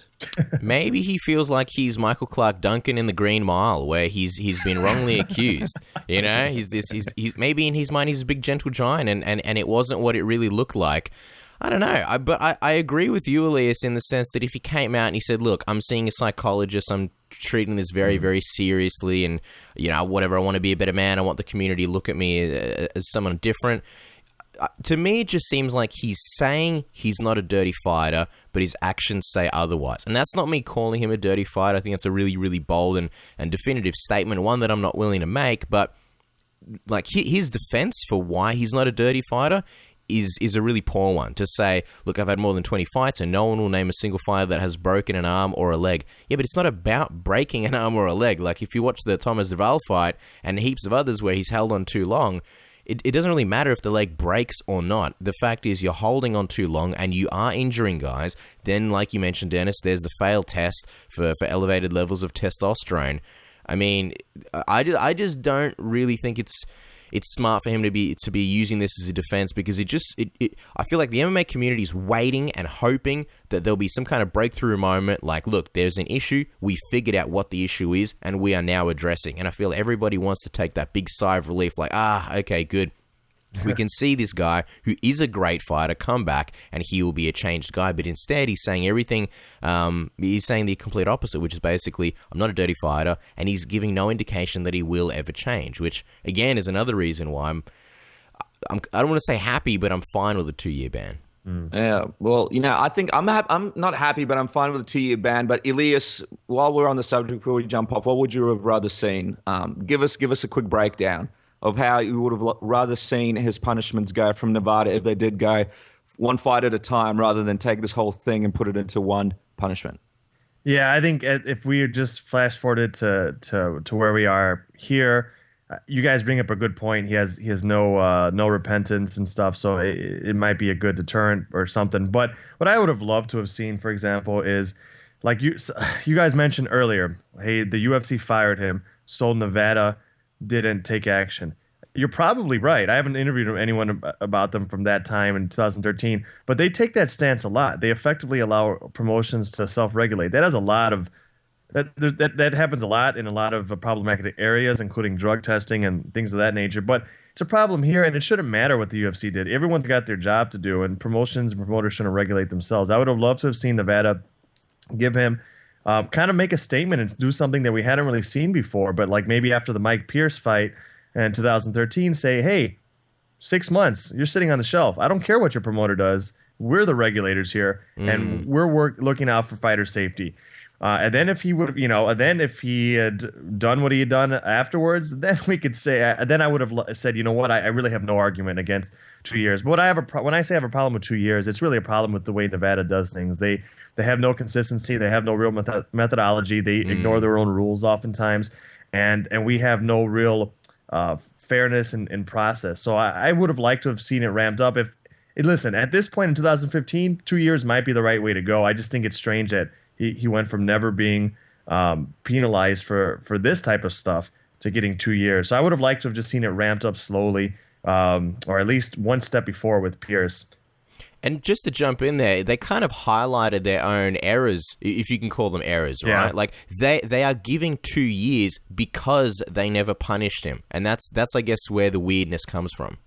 It is, and that's not okay to do. Like, you can't do that in a court of law, really. Like, it's a kangaroo court. It's not a real adversarial system or process, and that you just can't do that. Like, if we have I don't know how it is in Australia, but we have some laws that I don't really love here, but like 3 strike rules where, maybe if it's your third felony, no matter what it is, and no matter if it's violent or non-violent, you might get some draconian sentence. But you can't just say, hey, a judge can't say, hey, this is only your second strike or your first strike, but I saw you one time do something out on the street and you were never convicted for that, so I'm going to use that. No. We have process and procedures, and in civil societies. At least we should. So yeah, you're right. They did kind of do that, and I hate when they do stuff like that because you can't really correct it in that way fairly, in my opinion. And I agree. People use the term conviction, whether somebody was convicted or not. And if you're not convicted, it's almost like nothing sticks. Everything kind of goes away, and you can't really look at people's past in that way. So I guess you make a good point, and sort of the fair side of me looks at it as I'm fine with the 2-year suspension, but considering that he was never, Rousimar Palhares was never convicted, I don't know if that's the right term because we are talking about the State Athletic Commission, not a, sort of federal court of law, but because he never had any prior infractions officially, is it really the fair thing to do? Maybe it is fair, but it's not necessarily the right process as far as the State Athletic Commission goes. Before we jump off that's my critique. Before we jump over the subject, guys, I mean, a lot of people saying and insinuating that possibly Japan could be a good option for Palhares if he wants to keep fighting on and sort of piss the Nevada State Athletic Commission off. I mean, he does have that kind of draw that Japanese fans would love to see. What do you guys think? Elias, we'll go with you first. Is there a chance we might see the big man in Japan, maybe fighting sooner than this 2-year suspension? Yeah, that'll be interesting to see if these other promotions abroad will respect or respect the suspensions. In the past, many promotions just haven't. He definitely should. I mean, like if I was his advisor and it's a choice between making no money and making money, I'd definitely say go for it. Go on the lam in terms of regulation and do your thing, because what other choice do you have? I mean, he's 35. Like you could wait 2 years and try to fight in America, but who knows what he'll have left at that time. Yeah, look, again, I don't hate the guy. So, like you mentioned, I'm sure he's got a family to feed. He's got himself to feed, that's for sure. So, I don't have any issues. And look, at the end of the day, if he goes to Japan and an opponent wants to fight him and takes on a fight, I don't see any issues there. And I think with most Japanese promotions, they don't necessarily have plans to go abroad and have events in America. So why would they really care what the Athletic Commission says? Again, I'm not opposed to the guy making money. If the promotion in Japan wants to have him, like maybe he'll get a spot at Rizin Fighting Federation on the New Year's card. Who knows? If they want to have him, and if someone wants to fight him, I'm all for it. I'm not going to really try and stop the guy's career actively. Imagine this scenario, fellas. Some polite clapping while Rousimar Palhares holds onto a submission for too long. That will be something to see. But anyway, let's move on to the final topic of the discussion. And this is outside the world of MMA and goes into the world of kickboxing. Glory Kickboxing has been cancelled from Spike TV. That's right, ladies and gentlemen. Is this the beginning of the end for the company trying to revive kickboxing? I mean, Spike TV has been such a big deal for them. It's a channel that a lot of people watch. They've done a lot for pro wrestling, for the WWE. They've done a lot for the UFC with the Ultimate Fighter. Did a lot for the TNA when they were sort of up there in the top. And it really seems like when a lot of people get canceled from Spike, things don't go that well. So we'll start with you first, Elias. What do you think? Is this the end of the revival of kickboxing and sort of the beginning of the end for Glory? I hope not, but yeah, it's a big blow. That was a big deal to get that type of platform.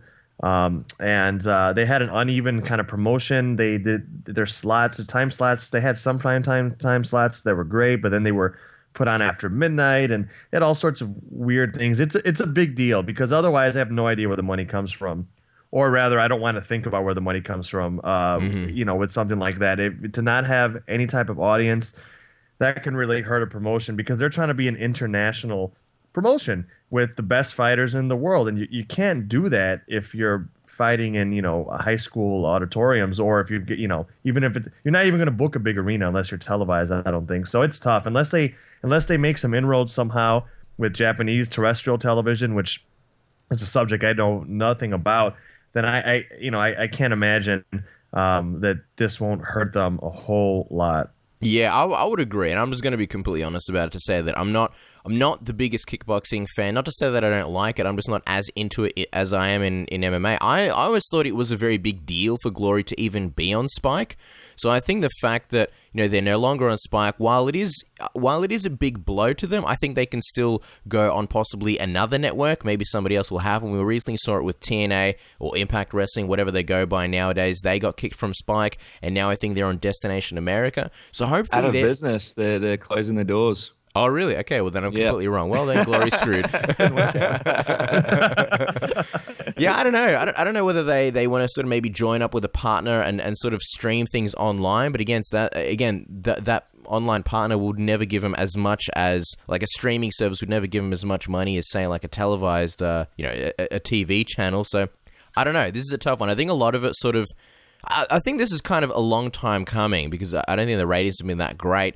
I think it's also from the Bellator show, Bellator 142 Dynamite, when they sort of co-promoted. The fights, unfortunately, just didn't deliver. And I think a lot of people... Because the thing is, Glory, they've had a lot of exciting fights. And on that night, it's just almost like everything that could have gone wrong did go wrong. Other than, someone getting horrifically injured in the ring, the fights just didn't go as planned. They really tried to book them as well as they could. And I think they did. It was just one of those nights. A lot of the MMA fans didn't like it. And I think the ratings were pretty average around the times of those fights, and I think that's kind of what affected it. I do remember one thing though. I remember there was the Glory, I can't remember which Glory card it was. I want to say Glory 19, and they had Mike Tyson doing the countdown show. I remember watching that countdown show because there's so much hype behind it, and I just thought, man, this show is basically all about Mike Tyson and not at all about the fighters. It was literally Mike Tyson interviewing Mike Tyson, and then the other fighters would kind of listen to his stories as opposed to promoting their fight. So I think maybe with Glory they could have done a little bit better in terms of promotion, but yeah, I definitely agree this is a big blow for the the kickboxing company.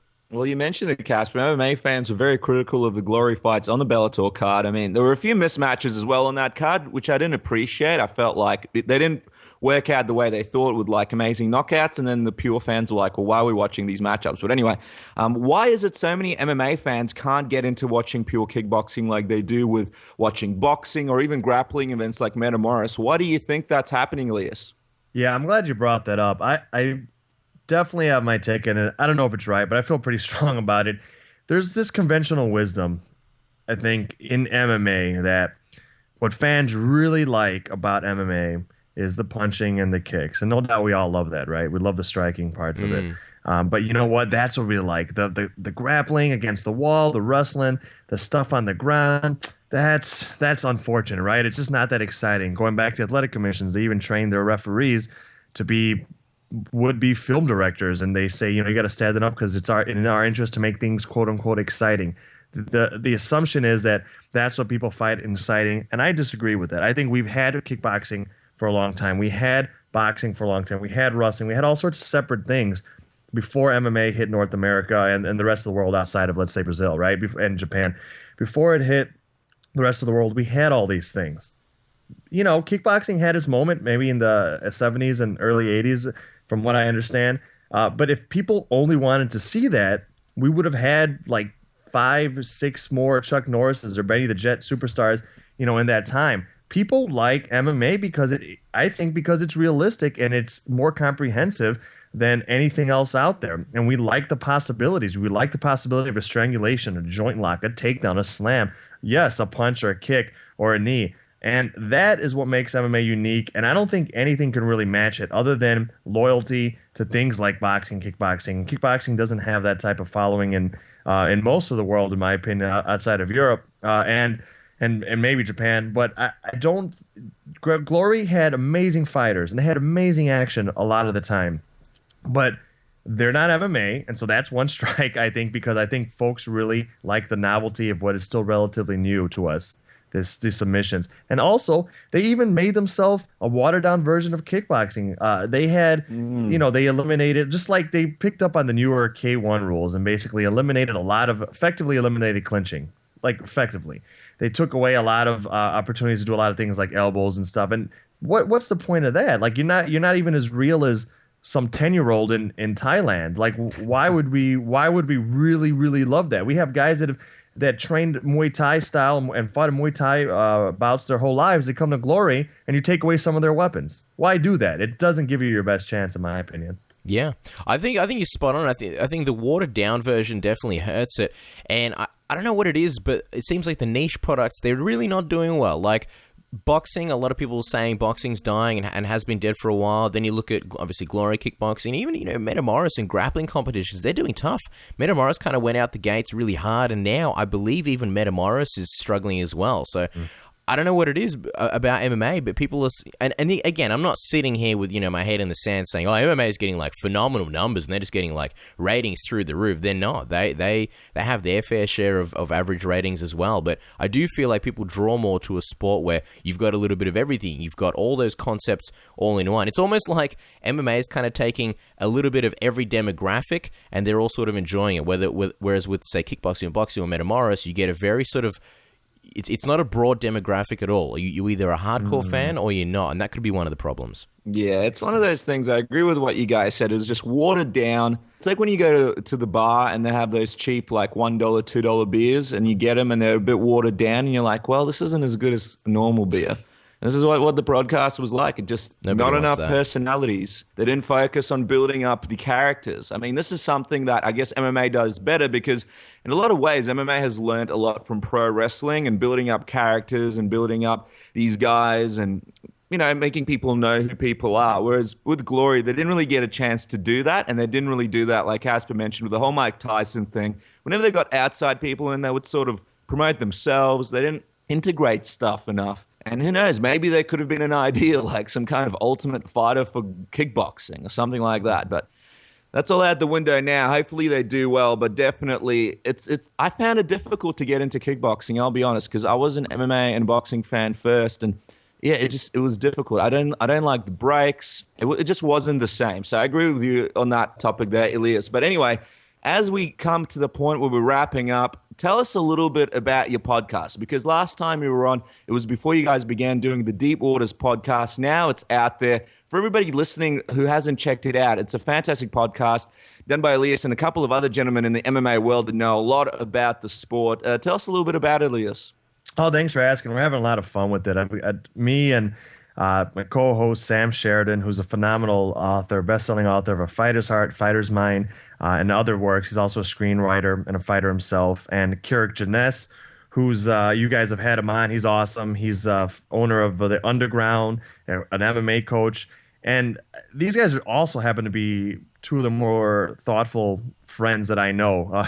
And they're just phenomenal. And so the idea was, you know what, why don't we just bring some of the conversations that we have to a larger audience and see if folks want to join in on the conversation. And what we try to do is just take a look at some of the topics that everyone's talking about, whether it's weight cutting, whether it's women in MMA, whether it's any number of issues, whether it's like legal issues or having to do with regulatory stuff, like we were just talking about Nevada, and dig a little bit deeper, go a little bit beyond the what happened and go into the why or the what now. And those two guys, I just show up to collect the check because those two guys really carry it. They're just phenomenal. They bring in a lot of philosophy and a unique perspective from just decades of experience, and they're a lot of fun too. So we just try to look at things a little bit deeper, spend a little bit more time. We take one topic per episode usually, and we just do a roundtable, kind of like we just did now. And you guys were really a great example for us to try to,